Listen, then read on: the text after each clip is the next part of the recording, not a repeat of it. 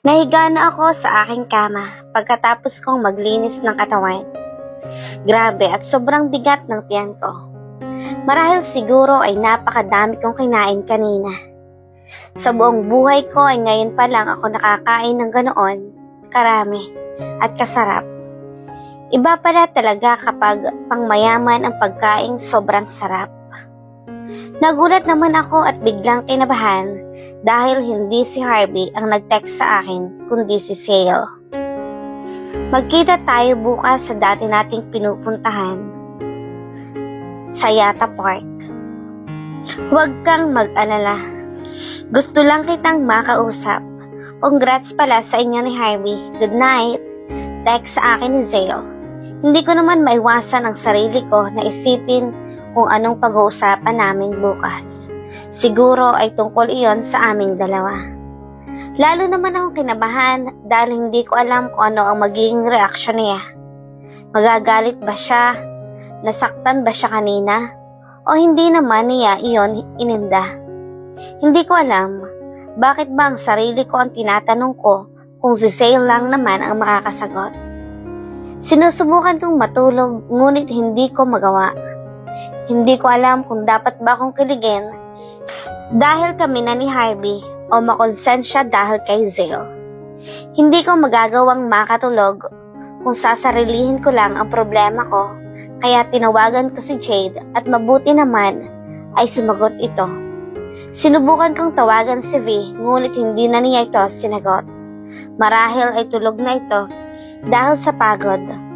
Ang dami rin kasing nangyari sa araw na ito. Hirap kapag maganda ka. Maraming sakit sa ulo. Saad sa akin ni Jade habang naririnig ko siyang kumakain. Grabe. Halos hating gabi na, panay pa rin ang kain ng babaeng ito. Tumigil ka nga. Ang sakit na nga ng ulo ko, aasarin mo pa ako. Sabi ko habang nakahawak sa aking noo.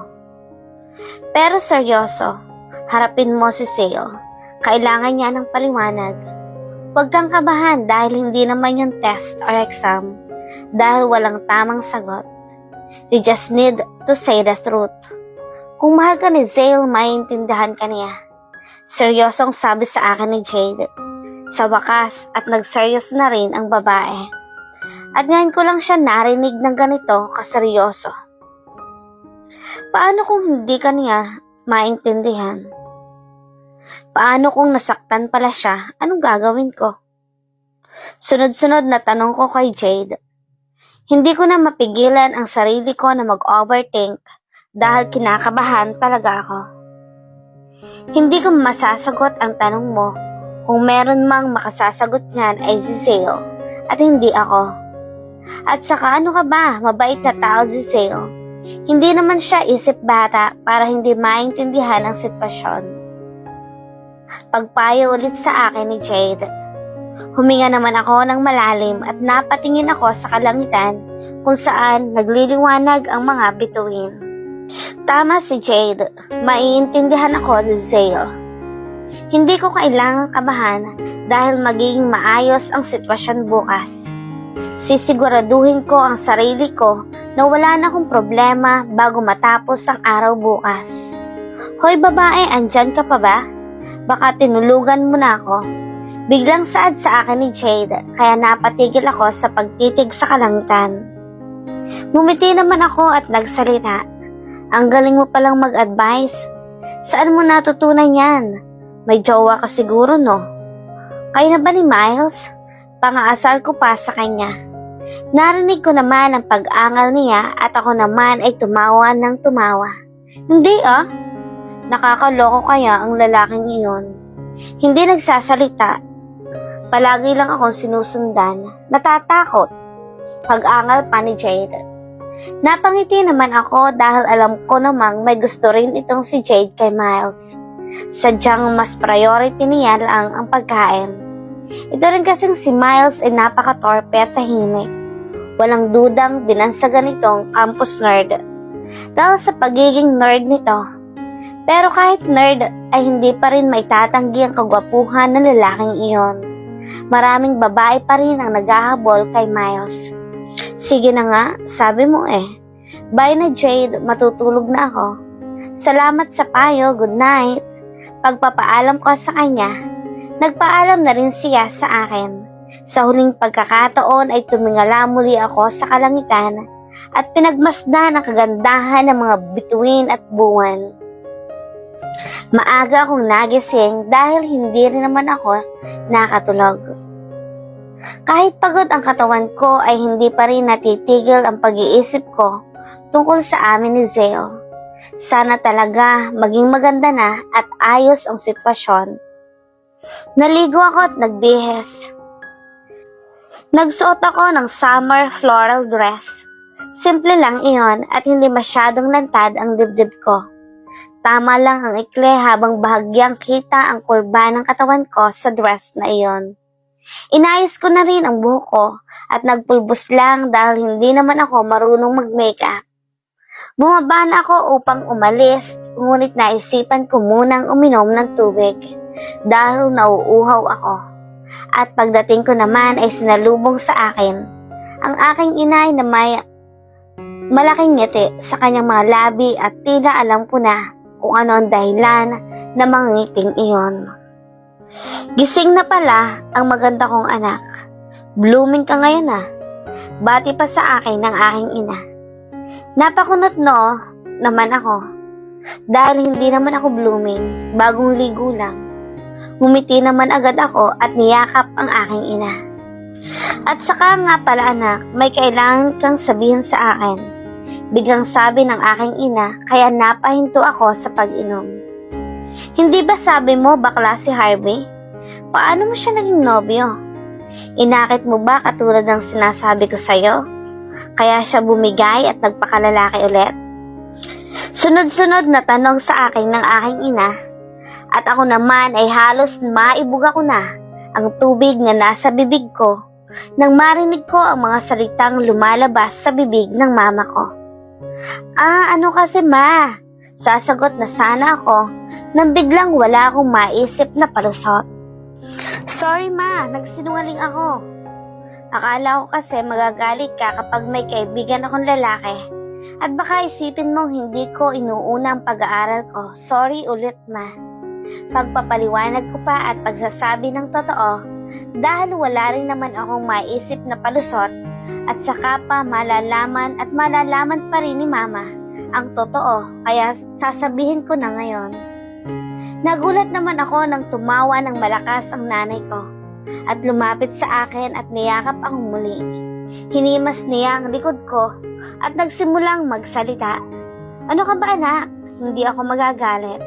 Alam ko namang hindi mo pababayaan ang pag-aaral mo. At isa pa, mabuti rin iyan para may inspirasyon ka sa pag-aaral. Saad nito sa akin at pinutol ang yakap. Hinawakan niya ako sa magkabilang braso at tumingin sa mga mata ko. Ganon din naman ang ginawa ko. Anak, huwag kang matakot. Dahil naiintindihan at maiintindihan kita kung ano man ang mangyari. Ganyan din kami ng papa mo nung kabataan namin. Dagdag pa niya at ngumiti sa akin. Ngumiti rin ako at kasunod noon ay nagpaalam na ako aalis. Lumipas pa ang ilang minuto at nakarating na ako sa parke kung saan kami magkikita ni Zeo. Pagkababa ko pa lang ay agad na akong kinabahan. Halos manginig din ang mga kamay ko. Galit ba siya? O masaya siya para sa amin ni Harvey? Napailing na lang ako at nagsimulang maglakad. Ilang saglit lang naman ay malalaman ko na ang mga sagot sa mga tanong ko. Habang naglalakad ako ay tinatanaw ko kung nasaan si Zeo.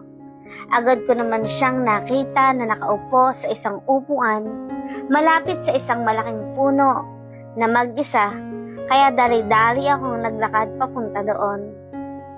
Nasa likuran na niya ako at kinalabit ko siya sa kanyang braso at agad naman siyang lumingon ng may ngiti sa labi. At dahil doon ay nabawasan ang bigat ko sa pakiramdam. Nandyan ka na pala, umupo ka muna. You want food? Pagbati pa niya sa akin habang may napakagandang ngiti sa kanyang mga labi. Base sa nakikita ko ay masaya siya. Sa galaw, boses at ngiti niya ay parang okay lang ang lahat at para bang wala siyang iniindang sakit. Hindi, okay lang. Ano nga palang pag-uusapan natin? Buong lakas na tugon at tanong ko sa kanya. Nanlamig naman ang mga kamay ko dahil sa kaba, dumagdag pa ang ihip ng hangin. It's not that important. I just want you to know that I will be leaving next week. Alam na yun ng mga guro natin. Kaya wala na akong dapat problemahin. Gusto ko lang magpaalam sa'yo. Natunga nga naman ako dahil sa sinabi niya. Sa sobrang pagkagulat ko ay hindi agad ako nakapagsalita. Aalis siya? Bakit? Dahil ba sa akin? Dahil ba nasaktan siya? Kung iniisip mong aalis ako dahil nasaktan ako, ay tama ka. Huwag kang mag-alala, Anya. Wala akong sama ng loob sa inyo ni Harvey. Siguro ay normal lang sa akin ang masaktan dahil ilang taon din tayong magkasama. Dugtong pa niya. At sa puntong ito ay mas lalo pang nanlamig ang buong katawan ko. Bakit kailangan mong umalis? Nauutal na tanong ko habang nararamdaman ko na ang mga mata kong nanunubig. Hindi ako makapaniwala na nasaktan ko si Zale at ako pa ang magiging dahilan ng pag-alis niya ng maaga. Humarap siya sa akin at ngumiti. Kailangan ko iyon para mawala agad ang sakit. If I stay here, the pain will not go. Magseselos lang ako at mas lalo lang akong masasaktan. Sige ka, baka agawin kita kay Harvey. Muling sabi niya sa akin na may halong pang-aasar. Pero alam ko sa sarili ko na totoo ang sinasabi niya na nasaktan siya. Napasampal naman ako sa braso niya at sa puntong iyon ay tuluyan na akong umiyak. Hindi ko gustong saktan si Zale dahil kahit kailan ay hindi niya yon nagawa sa akin. Lalo lang siyang tumawa at hinawakan ako sa kaliwang pisngi ko at nagsalita. I think it's time to let you go. I'll never regret meeting you. I don't want to give up, but I have to. Lalo pa na si Harvey na ang tinitibok ng puso mo. Una pa lang naman alam ko na hindi ako ang mananalo sa puso mo. Unang tingin mo pa lang kay Harvey, alam kong siya na ang gusto mo. Bakit? You never stare at me like how you stare at Harvey. Alam kong mas nasa mabuti kang kamay at mamahalin ka ni Harvey. I always want what's the best for you, even if doesn't include me. Mahabang linya ni Zale habang ako naman ay patuloy sa pag-iyak. Tama akong maiintindihan ako ni Zale, ngunit mali naman akong saktan siya. Tana, stop crying. Para kang bata na inagawa ng lollipop. Muling pangasar pa niya sa akin at napangiti na ako nito. Naintindihan ni Zale ang naging desisyon ko at sobrang nagpapasalamat ako. Bihira lang ang lalaking katulad niya at inaasam ko na sana balang araw ay makakahanap siya ng babaeng pipiliin siya. Pinunasan ko naman ang luha ko sa mukha ko. Salamat, Zale. Salamat dahil naiintindihan mo ako. Maging masaya ka sa ibang bansa, ha? I'm sure you'll find someone there that will choose you. Sorry if pinaasa pa kita. Maybe this is what the world wants us to be. Maybe you'll be happier there. You deserve someone better. Saad ko habang nakangiti at pinipigilan ang pag-iyak muli. Masaya ako ngayon dahil naintindihan ni Zale ang desisyon ko. Aaminin kong nalungkot ako, pero alam kong magiging masaya si Zale sa ibang bansa. Sa tingin ko ay ito ang mabuti para sa aming dalawa. Hindi kami ang para sa isa't isa.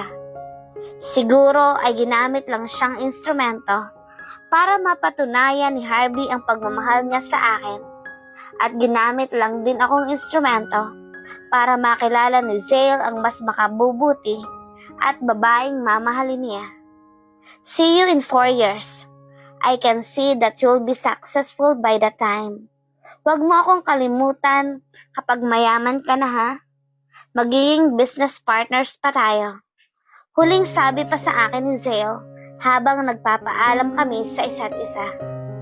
Sa ilang oras naming pagsasama ay nag-usap lang kami. Sinabi namin ang mga gusto naming sabihin sa isa't isa at ang plano namin pagkatapos ng school year. Napangiti naman ako at kumaway sa kanya habang naglalakad ako palayo. Ang sabi ko sa kanya ay huwag na niya akong ihatid dahil marami pa siyang dapat asikasuhin at kailangan na rin niyang mag-impake. Sa wakas, at wala na akong dapat pang isipin at alalahanin. Ang kaso nga lamang, kung nung mga nakaraan ay punong-puno ang utak ko ng mga problema, ngayon naman ay lumulutang ang utak ko dahil halos wala akong maisip. Kanina pa akong pagulong-gulong dito sa higaan dahil hindi ako makatulog. Hindi rin naman ako gutom at wala rin akong dapat pang alalahanin na schoolworks. Nakakainip, ngunit mas mabuti na rin ito kaysa naman sakit ng ulo na dinadama ko araw-araw noon. Tulala lang ako sa kisame at naisipan kong uminom ng gatas at baka sakaling makatulong iyon upang antukin ako at makatulog. Agad na akong bumaba at dinala ang telepono ko dahil kausap ko si Harvey. Kanina pa pala siyang nagtetext sa akin kaso hindi ko nasagot dahil nasa biyahe ako at magkausap kami ni Zale. Muntikan pa nga itong magtampo, ngunit paliwanag ko na lang ang mga nangyari. Sinabi kong nagkausap na kami ni Zale kaya hindi na natuloy ang pagtatampo ng lalaking ito. Habang hinahalo ko ang gatas ay bigla namang tumunog ang telepono ko kaya kinuha ko iyon. I miss you. Pagkabasa ko sa text ni Harvey, napailing naman ako dahil halos isang araw pa lang naman kaming hindi nagkikita at palagi naman kaming mag-ausap sa telepono. Hindi ko alam kung bakit ang sarap niyang asarin palagi. Ininom ko naman ang sagot niya. Wala pa ako sa kalahati ay tila umepekto na ang gatas dahil bumibigat na naman ang talukap ng mga mata ko. Gwapo ba siya? Totoo namang gwapo siya, pero kahit na wala namang magagawa ang kagwapuhan niya sa akin. After all, I fell for him because of his attitude. His handsome face is just a bonus. Habang nagtatype ako ng reply ko sa kanya, umakyat na ako dahil inaantok na ako. At bala ko na ring magpaalam sa kanya nang bigla naman siyang tumawag sa akin. Dali-dali akong pumunta sa bintana at laking gulat ko nang makita ko siya sa tapat ng bahay namin na nakatayo. Bakit siya andito? Itong lalaki na ito talaga, hindi marunong magpaalam.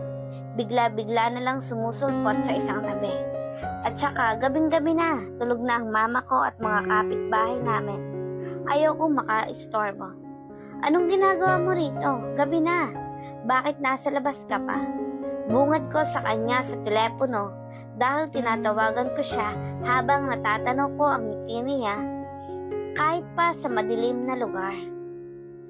Ayaw mo ba akong makita? Saglit lang naman, gusto ko kasing makita ang napakaganda mong mukha. Sagot niya sa akin sa malambing na tono dahil naman para kiligin ako ng todo. Sa kinatatayuan ko. Gusto naman kitang makita kaso hindi na kita pwedeng papasukin dahil tulog na si mama. Sa susunod kasi magpaalam ka muna. Hindi yung hating gabi ka na pupunta na hindi ka man lang nagpapaalam. Pagsabi ko pa sa kanya, nakita ko naman ang pagkayamot niya sa kanyang batok. Ngunit hanggang ngayon ay nakangiti pa rin siya. It's okay, I love you. Sagot niya sa akin. At ramdam ko naman ang kuryenteng dumadaloy sa katawan ko. Dahil lang sa tatlong salitang iyon. Sige na, baka mapahama ka pa sa daan. Yun na lamang ang naisagot ko sa kanya. Dahil hindi ko alam ang sasabihin ko. Mabuti na lang at nagawa kong hindi mautal at mabulol. Walang I love you too, sagot pa niya sa akin. At halata ko ang panghihinayang sa boses niya. Napalunok naman ako at napapikit. Grabe naman ang lalaking to, demanding. I love you too, sambit ng mga labi ko at ang mga puso ko naman ay halos tumigil sa pagtibok dahil sa kakaibang pakiramdam na nararamdaman ko. Sa buong buhay ko ay ngayon ko pa lamang ito naramdaman. Siguro nga ito ang sinasabi nilang pakiramdam ng isang taong nagmamahal. Pagkatapos kong sabihin ang 3 salitang gusto niyang marinig, ay kitang-kita ko naman na si Harvey ay tuwan-tuwa at may patalon-talon pang nalalaman at sobrang malaking ngiti sa mukha. Sa puntong iyon ay nakaramdam ako ng saya at napangiti ako. Kung titingnan si Harvey ay sobrang saya niya kapag nakikita niya ako at mas lalo pa siyang nagiging masaya nang sabihin kong mahal ko siya. Hiling ko na palaging masaya si Harvey, ang lalaking mahal ko. I love you more. Sige na, aalis na ako. Kita tayo sa Monday. Bye, I love you again, Anya. Pagpapaalam pa niya sa akin. At hanggang ngayon ay tuwang-tuwa pa rin ito. Kumakaway naman ako sa kanya at siya naman ay nag-flying kiss pa bago tuluyang makaalis. Pagkaalis niya ay agad akong nagsarado ng bintana at hindi ko na napigilan ang sarili ko na mapatili at kiligin dahil sa mga nangyari. Grabe, at ngayon lang naman ako nakaramdam ng ganito. Sa buong buhay ko ay ngayon lang ata ako makakatulog ng sobrang saya ang puso. Napahiga na lang ako at muling nagpagulong-gulong. Pagkatapos noon ay nagtalukbong pa ako ng kumot para itago ang kinikilig kong mukha na para bang may mga taong nakatingin sa akin. At maya-maya pa ay tuluyan na akong nakatulog.